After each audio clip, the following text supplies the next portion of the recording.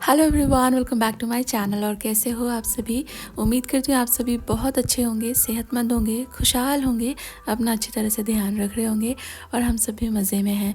और last vlog अगर आपने देखा था ना, तो वो मैंने जहाँ पर एंड किया था ये बस वहीं से शुरू हो रहा है। बच्चों को स्कूल छोड़कर आए थे हम लोग और उसके बाद फिर थोड़े फ्रूट्स वगैरह खाए थे और आकर मैंने जो मशीन है ना, मशीन मेरी पहले से लोडेड थी। इनफैक्ट साइकिल कंप्लीट हो चुका था, मैंने उसे एक्स्ट्रा ड्राई पर लगाया है। एक बार जब मशीन लोड करते हैं तो तब भी कपड़े एक बार ड्राई हो जाते हैं ना, उसके बाद भी मैं एक बार सुपर ड्राई ज़रूर कर देती हूँ उन्हें, क्योंकि वो कपड़े घर के अंदर ही सूखते हैं ना, तो जितना जल्दी सूख जाए, जितना कम पानी रहे, उतना हर तरह से बेहतर। इसके बाद फिर हमारे नाश्ते की तैयारी कर रही हूँ मैं। बच्चों को दिया था मैंने पनीर का पराठा, जो पनीर का ब्लॉक था उसमें से हाफ़ मैंने उनके लिए पराठा बना दिया था, हाफ़ मैंने उठा के रख दिया था। आगे मैंने हस्बैंड को पूछा कि पनीर का पराठा खाओगे क्या। ही सेड येस, उन्हें पनीर का पराठा बहुत पसंद है।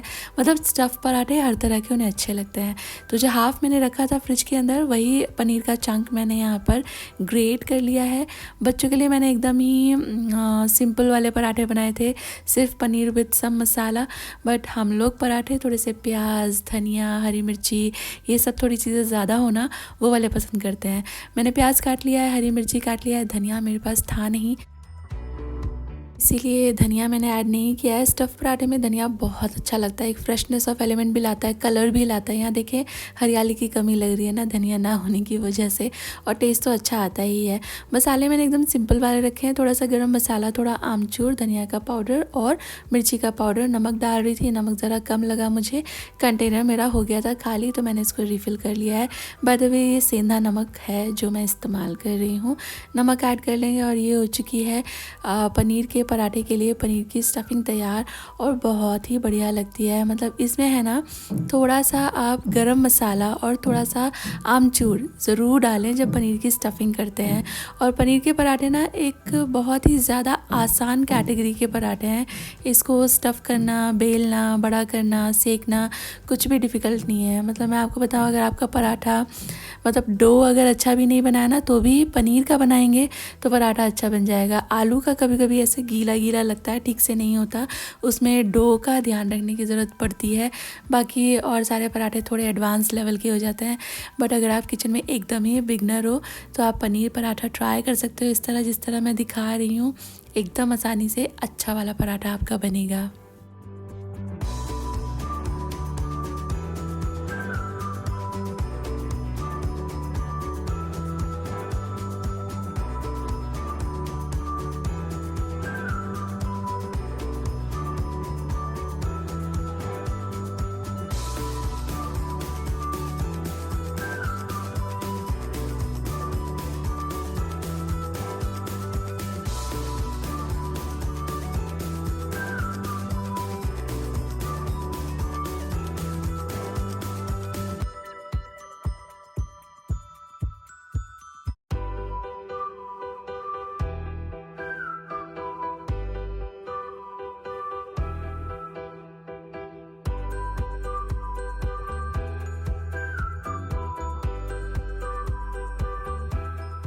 और पराठे को घी, बटर, ऑयल, ऑलिव ऑयल जैसे आप चाहें उस तरह से सेक लीजिए। और इसको आप चटनी, अचार, चाय या तो फिर सफ़ेद मक्खन जो होता है ना, उसके साथ एंजॉय कर सकते हैं। मम्मी ने भेजा था आम का अचार, जो ऐसे तो हम लोग नहीं खाते हैं, सिर्फ पराठे के साथ ही खाते हैं। बाकी रोटी के साथ सब्ज़ी, दाल ऐसे चल जाता है। तो पराठे जब स्टफ़ वाले बनते हैं तो फिर अचार याद आता है। मम्मी ने एकदम ही अमेजिंग अचार बनाया है। बहुत सारे सब्सक्राइबर फ्रेंड्स बोल रहे थे कि रेसिपी आप देना। रेसिपी मेरे पास भी नहीं है डियर। अगली समर्स आएंगी, मम्मी दोबारा अचार लगाएंगी, तो मैं शायद उनके साथ फिर बैठकर सीखूंगी। वैसे मैंने उन्हें कहा था कि मैं ना अचार आपके साथ मिलकर डालूंगी मम्मी, पर वो थोड़े से बिज़ी थे, मैं भी थोड़ी सी बिज़ी थी, तो इसलिए नहीं हो पाया। अगले समर्स में मम्मी के साथ मिलकर ही मैं भी अचार जमाऊंगी और तब रेसिपी उनकी वाली आपके साथ शेयर करूंगी। यहाँ पर जो कपड़े हैं वो ड्राई हो चुके थे, तो मैंने इनको फैला दिया है, पंखा चला दिया है कपड़ों के ऊपर। और पिछली वीडियो में ना मैं आपको बता रही थी कि जब हम घी बनाते हैं तो कभी कभी कढ़ाई बहुत जल जाती है। इसको साफ़ करने का एक बहुत अच्छा ट्रिक है मेरे पास, तो वही ट्रिक मैं आपके साथ शेयर कर रही हूँ। आज की वीडियो में आप मतलब घी बनाएं, वो इस तरह जल जाए कढ़ाई, तो फिर आपको करना कुछ नहीं है, सिर्फ ये वाली जो कढ़ाई है ना, जो जला हुआ पोर्शन है ये ढक जाए इतना इसमें पानी डाल दीजिएगा, नॉर्मल पानी, टैप वाटर। और इसके बाद फिर जो भी डिटर्जेंट आप इस्तेमाल करते हो वो थोड़ा एक पतला पतला लेयर है ना, पूरे जले हुए के ऊपर फैला दीजिए और बस इसे रख दीजिए फूलने के लिए सारी रात। और बस नेक्स्ट डे जब आपको धोने हैं बर्तन, तब आप गैस ऑन कीजिए और ये जो कढ़ाई है ये गैस के ऊपर रख दीजिए एंड वेट कीजिए एक बॉईल का। आप देखेंगे बॉईल आते आते है ना, ये जो परत सी थी जले हुए दूध की वो सारी ऊपर आ जाएगी। ये तो घी बनाने के बाद जो कढ़ाई का बुरा हाल होता है उसके लिए मैं कर रही हूँ, बट अगर कभी इत्तेफाक से भूले से दूध जल जाता है ना, और मतलब आपकी कढ़ाई पतीला इस तरह काला हो जाता है या खीर लग गई है नीचे, तो भी आप ये ट्रिक कर सकते हो। बस एक बॉईल दीजिए, ये सारी परत निकल के ऊपर आ जाएगी। इसे अलग कर लेंगे और ये जो पानी है ये मैं बहा दूंगी। और इसके बाद आप देखें बिल्कुल नीचे कुछ भी नहीं रहा है, थोड़ा थोड़ा एजिस पे रह गया, वो बस चम्मच लगाते ही हट जाता है। और बस इसे रिंस कर लीजिए और जैसे रेगुलरली नॉर्मली बाकी बर्तन आप धोते हैं वैसे इसको धो लीजिए।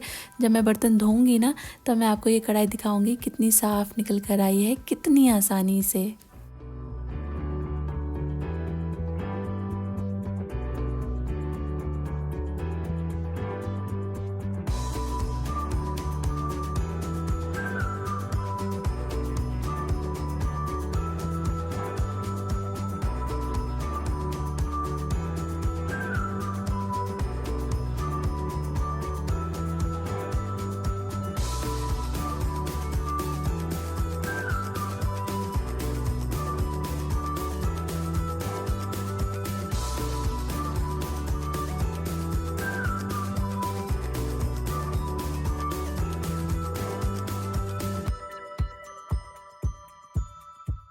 मैं बस कर्टन्स चेंज कर रही हूँ। ये ब्लैक आउट कर्टन है मेरे, जो कि बड़े ही फेवरेट है मेरे और मेरे हस्बैंड के, बट थिंग इज़ ये थोड़े से एक्सपेंसिव आते हैं, तो इसलिए मैंने इसकी फिर वो जो रिप्लेसमेंट होती है ना वो नहीं ख़रीदी थी कि ये धुलेंगे 2-3 दिन के लिए मैं दूसरे कोई कर्टन डाल दूँगी, वापस से इनको डाल देंगे। ये डाल के ना इतनी अच्छी नींद आती है। मैंने पहले जो थोड़े हल्के वाले कर्टन लगा रखे थे वो देखने में तो अनडाउटली बहुत अच्छे लगते हैं, लेकिन है ना उसमें से पूरी रात लाइट आती है और सुबह जैसे ही सनराइज़ हो जाता है एकदम लाइट आने लगती है और फिर नींद नहीं आती उसके बाद मुझे। तो बहुत कम नींद हो रही थी कई दिनों से और उसका असर भी दिख रहा था कि थोड़ी सी मूड में चिड़चिड़ाहट, थोड़ी सी बॉडी में जहाँ तहाँ पेन लग रहा था। तो मैंने सोचा कि बाकी सब मेजर तो बाद में करेंगे, पहले तो मैं ये कर्टन बदल दूँ। मुझे रोशनी में नींद नहीं आती जब तक अच्छी तरह डार्क नहीं हो ना, एकदम कोजी नहीं हो, मैं कंबल नहीं ओढ़ लूँ, माहौल सा बनाना पड़ता है। मुझे बहुत कम नींद आती है आई टेल यू, और बहुत मुश्किल से नींद आती है। एक बार आ जाए तो फिर सुबह हो जाती है तो मेरा सब सोने का मन करता है, लेकिन फिर जगना पड़ता है जिम्मेदारियों के लिए। लेकिन रात के वक्त मैं अपने घर में अकेली ऐसी बंदी हूँ जो सबसे लेट, और सबसे लेट का मतलब आधा 1 घंटा नहीं, 3-4 घंटे भी लेट हो जाता है मुझे सोने के लिए। नींद एक तो वैसे ही कम आती है और मुश्किलों से आती है।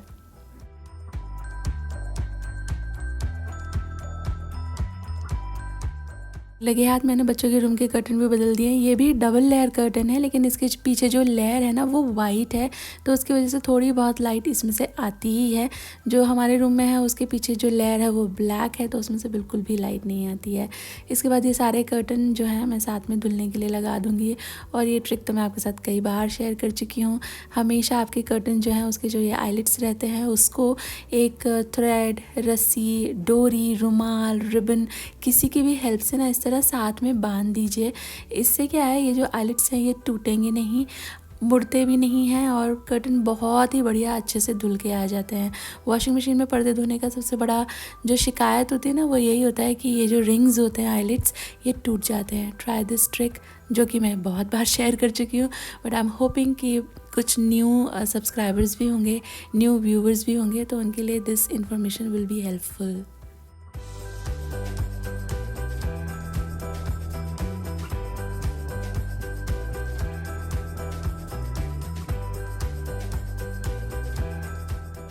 और है ना सफाई वगैरह सारी कुछ हो चुकी है और मैं आपको कढ़ाई दिखा दूँ। कढ़ाई मैंने मांज दी थी, ये देखिए कितने अच्छी तरह से ये एकदम साफ़ हो गई है। इसके ऊपर वो जो घी जमने के जो निशान थे ना वो सारे के सारे हट गए हैं।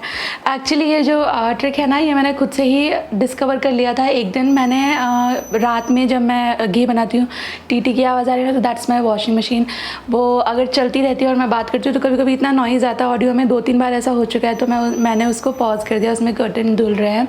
तो आई वाज सेइंग कि मैंने घी बनाया और फिर वो नीचे जल ही जाता है जब आप मलाई से करते हो ना। जैसे कि मैं है ना अमूल बटर है ना, ब्लू वाला पैकेट आता है अनसॉल्टेड, उससे कभी कभी घी करती हूँ तो उसमें बहुत ज़्यादा वो नहीं निकलता, वो लस्सी जैसी जो होती है फिर वो जल जाती है, तो कढ़ाई उतनी गंदी नहीं होती। लेकिन जब घर की मलाई से करते हैं तो समहाउ थोड़ा सा ज़्यादा ही कढ़ाई जल जाती है, मेरे साथ ऐसा होता है, तो वो काफ़ी जम जाता है। तो पहले मैं उसे ऐसे भिगो के रख देती थी रात में और फिर सुबह घिसो। यूजुअली घी मैं शाम में ही बनाती हूँ, तो मैं पहले घिसती थी, चम्मच से स्क्रैप करो, ये करो वो करो, फिर लोहे वाले जूना से। तो फिर मुझे लगा नहीं, इसके बारे में कुछ तो करना पड़ेगा। तो मैं पहले है ना टिश्यू पेपर की लेयर करके इसको रख देती थी। That use to help a lot, लेकिन उतना भी नहीं, फिर भी वो थोड़ा स्क्रैपिंग तो करनी पड़ती थी। तो वन फाइन डे ऐसे ही मैंने उसके अंदर डिटर्जेंट डाल दिया कि इतना घी घी हो रहा है, वो थोड़ा सा थोड़ा सा काट देगा चिकनाहट को।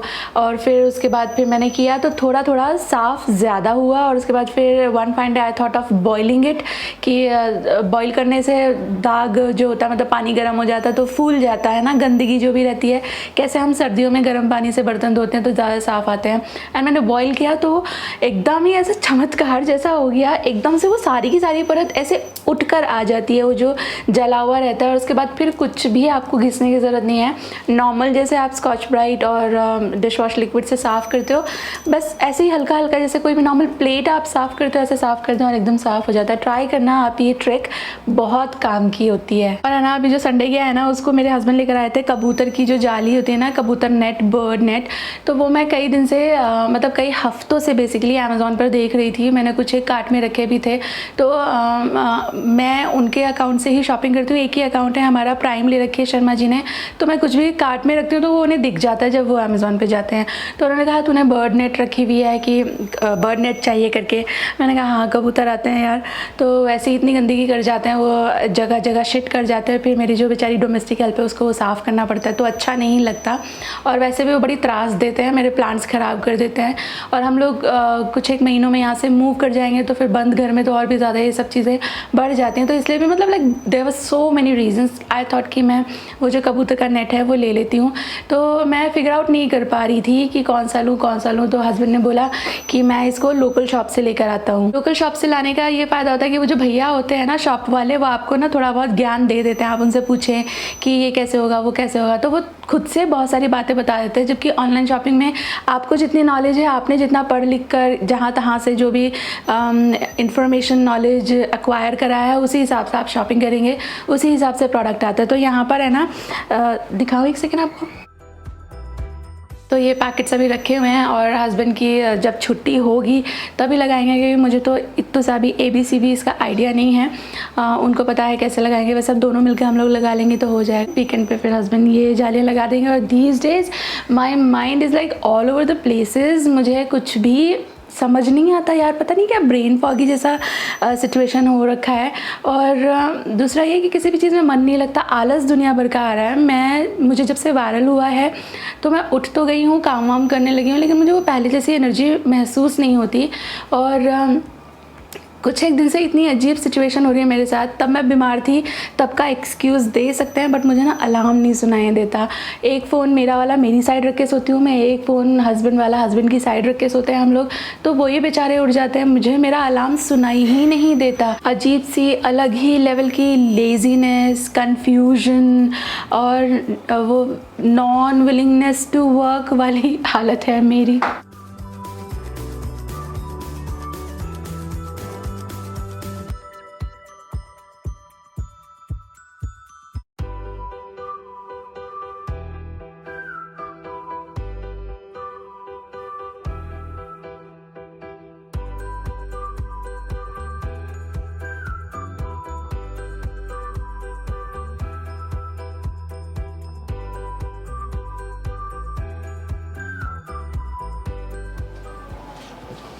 यहाँ नीचे सब कुशन कवर फैला रखे हैं शानू ने। और मैंने बस मेरे लिए ही चाय बना ली, क्योंकि मेरा हस्बैंड है ना यार बहुत लेट आते हैं। कभी कभी तो मैं वेट कर लेती हूँ उनके आने का, पर कभी कभी उनकी मीटिंग होती है, रैप अप करते करते लेट हो जाता है, तो कभी कभी तो उनको लाइक 9 साढ़े 9 भी बज जाते हैं, फिर कोई टाइम बचता नहीं है चाय पीने का।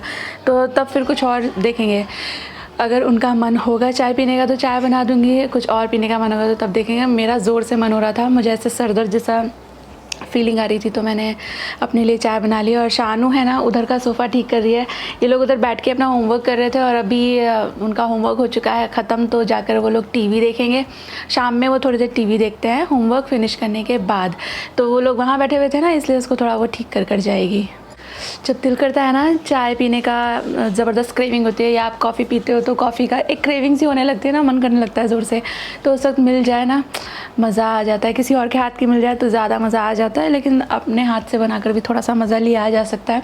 आजकल मेरा मन करता है कि कुछ चटपटा सा बनाऊँ, कुछ मज़ेदार सा बनाऊँ, बट देन मानसून है तो दिमाग बोलता है कि नहीं ये नहीं वो नहीं, क्योंकि इस वक्त पे पेट से रिलेटेड प्रॉब्लम्स भी और स्किन से रिलेटेड प्रॉब्लम्स भी और वैसे भी इन जनरल भी बीमारियाँ थोड़ी ज़्यादा ही होती हैं मानसून के वक्त। तो मैं थोड़ा वही रहती हूँ परप्लेक्स। कभी कभी मन करता है बहुत चटपटा बनाओ। मेरे हस्बैंड बोल रहे थे, आज दोपहर में उनसे बात हुई थी, तो कह रहे थे कि शाम को मेरे ऑफिस आ जा, तो लॉग ऑफ के टाइम पर मैं वहाँ पहुँच जाऊँ बच्चों को लेकर, और वो लॉग ऑफ करके सीधे हम लोग को लेके जाएंगे बाहर कहीं खिला लाएंगे। तो प्लान तो मुझे बहुत अच्छा लगा। मेरा तो मन करने लगा कि चलो कब शाम होगी, कब मैं ये करूँगी, बट फिर मैंने सोचा कि नहीं यार जाने दो, इससे फिर क्या होएगा, फिर हम बहुत लेट आएंगे। एक तो फालतू अनप्लान ये खर्चा हो जाएगा, दूसरा शाम के वक्त बहुत सारे काम होते हैं, सिर्फ एक डिनर का नहीं होता। हम बाहर जाके डिनर तो कराएंगे, लेकिन उसके बाद फिर किचन रैप अप करना, सुबह टिफ़िन की तैयारी करना, बहुत सारे काम होते हैं, बच्चों को भी बहुत सारे काम होते हैं, वो सब के लिए फिर लेट हो जाएगा। और फिर देर से अगर सोएंगे तो सुबह जागने में भी दिक्कत हो सकती है, तो बहुत सारे प्रॉब्लम है। तो मैंने उन्हें बोल दिया है अभी कि हाँ चलेंगे, अपना ये प्रॉमिस याद रखना, बट वीकेंड पे करते हैं इसको, आज नहीं।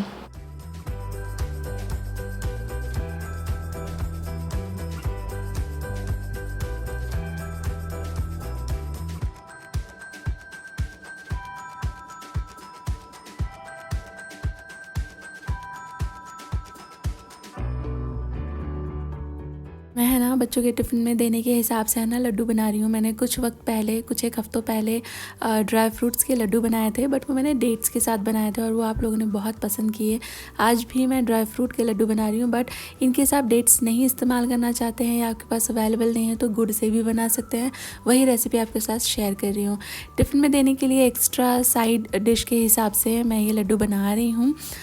कभी कभी बच्चों को भी अच्छा लगता है, और मैं ना बिस्किट नमकीन देना ज़रा कम प्रेफर करती हूँ। कभी कभी दे भी देती हूँ, ऐसा नहीं है, कोई स्ट्रिक्ट रूल नहीं है, लेकिन ज़्यादातर मैं कोशिश करती हूँ कि मैंने ही कुछ घर में बनाया हो वही उन्हें दूँ, वो थोड़ा सा हेल्दी और अच्छा भी रहता है। तो मैंने यहाँ पे कुछ एक नट्स ले लिए हैं, काजू और बादाम मोटे मोटे काट करके, थोड़ी किशमिश भी काट ली हैं, और पॉपी सीड्स भी मैं डालूँगी इसके अंदर। नट्स वगैरह तो आप आपकी चॉइस के ले सकते हो, इसमें आप डाल सकते हैं थोड़े पिस्ते भी, थोड़े अंजीर भी, जो भी आपको पसंद आए वो सभी आप ले सकते हैं नट्स इसमें। मैंने कढ़ाई में ना थोड़ा घी डाल के पहले काजू बादाम को इकट्ठे ही थोड़ा सा टोस्ट कर लिया है, बस 1 चम्मच जैसा घी डाल करके, और फिर वो निकाल दिए थे। तो कढ़ाई में मैंने वापस से घी डाल करके 1 चम्मच जैसा घी डाला है, और पहले पॉपी सीड्स टोस्ट कर लिया है, उसमें थोड़ी चट चट की आवाज़ आएगी तो किशमिश डाल दिए हैं। किशमिश को भुनने में ज़्यादा वक्त नहीं लगता है, वो कुछ ही सेकंड में फूल जाती हैं, बस हो गया। कढ़ाई में अभी बनाएंगे चाशनी, तो सेम कढ़ाई में मैंने डाल दिया है थोड़ा पानी, और डालेंगे गुड़। और मेजरमेंट ऐसा समझिए आप कि जितना भी आपने गुड़ लिया है उसका आधा आपको डालना पड़ेगा पानी, और इन टोटल इतनी क्वांटिटी के लिए मैंने 3/4 कप जैसा गुड़ ले लिया है। मैं इसमें ऐड कर रही हूँ थोड़ा सा जायफल ग्रेट करके, थोड़ी सी सौंफ भी मैं ऐड कर रही हूँ, और थोड़ा सा इलायची का पाउडर। ये तीनों ही चीज़ें एकदम ऑप्शनल हैं, आपको इनमें से जो पसंद आती है वो डालें, जो नहीं पसंद आती है वो आप एलिमिनेट कर सकते हैं। गुड़ में सौंफ अच्छी लगती है, जायफल थोड़ा सा इसको बैलेंस कर देता है, और इलायची तो अच्छी लगती है मीठे में, तो इसलिए मैंने ये सभी चीज़ें डाली हैं, बट चॉइस आपकी है। और ये चाशनी तब तक पकाएंगे जब तक ये एक तार की हो। मैंने वाटर टेस्ट करके आपको दिखाया, बस इस तरह सारी की सारी चाशनी इकट्ठी आनी चाहिए पानी में, मतलब सॉफ्ट बॉल बने, हार्ड नहीं। एक तार की चाशनी इन टोटल आपको चाहिए। इसके बाद मैंने कर दिया है गैस बंद। इसमें चुटकी भर बेकिंग सोडा, चुटकी भर सॉल्ट ऐड किया है मैंने, और इसके उसके बाद इसे अच्छी तरह से मिक्स करेंगे। सोडा ऐड करने से आपकी चाशनी थोड़ी सी क्लियर हो जाएगी, थोड़ी सी फ्लफ़ी हो जाएगी, थोड़ी एयरी हो जाएगी और इसका लड्डू के टेक्सचर पे बहुत असर पड़ता है। लुक एट दिस, आपकी चाशनी एकदम कैरमल जैसी दिखने लगेगी। इसे 2-3 मिनट एक ही डायरेक्शन में ज़रूर से फेंटिएगा और इसके बाद फिर इसके अंदर जो नट्स आपने तैयार किए हैं वो ऐड कर दीजिएगा। ट्रस्ट मी, इतना छोटा सा ये एक स्टेप बहुत ज़्यादा डिफरेंस ले आता है फाइनल प्रोडक्ट के टेक्सचर में। अभी ये सारी चीज़ें मिक्स करेंगे तो शुरू में लगता है गीला गीला सा ये मिक्सचर और लगता है लड्डू नहीं बनेगा, बट आपको इसे ज़्यादा नहीं पकाना है। रूम टेम्परेचर पे थोड़ा थोड़ा स्टर करते रहिए तो ये ना थोड़ा सा सेमी थिक हो जाएगा, लगने लगेगा कि अब इसका लड्डू बन सकता है।